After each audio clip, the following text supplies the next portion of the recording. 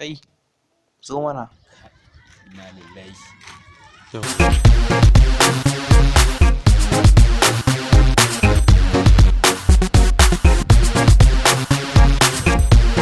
Ba kai ba tambayar ka nake ba.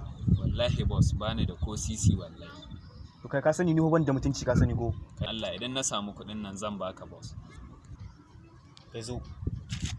Allah boss kai. Mun kuna wallahi boss.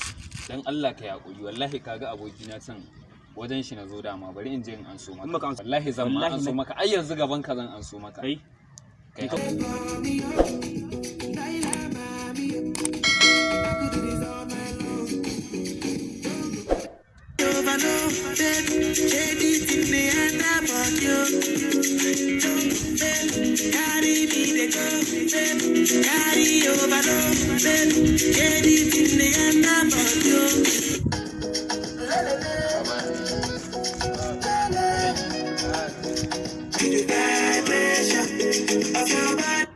Bawa ya ne?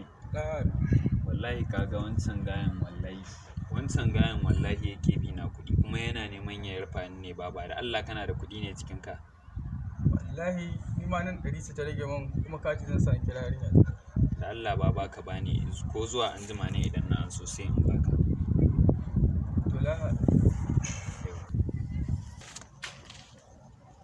To da Allah ka tabbata da anjima ka kawo mu. Baka da ma'ala abokina bari in je.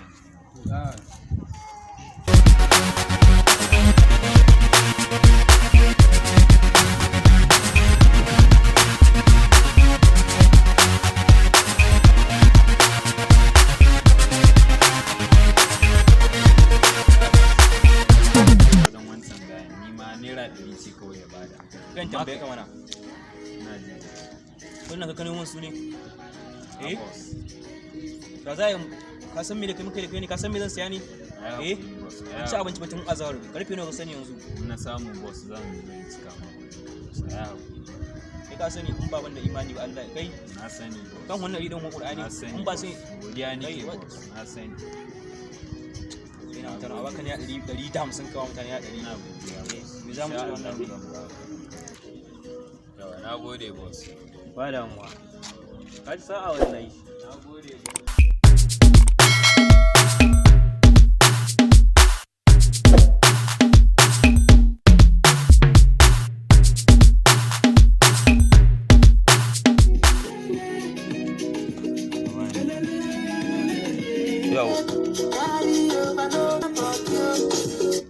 Wallahi ba dan kai ba wancan gayan wallahi da ba karamin yarfa ni zai ba wallahi. Wai ka ji me yake cewa wai kan wai 150 wai boss wai ni zai ma haka amma ba damuwa ana yi a yahi ba a yi kawai ka kyale shi ba. Ai ba damuwa lahal. Ni bari yanzu in san yadda za a je in an suma kuɗin. Bari mu wuce. To sai an zo. Nagode.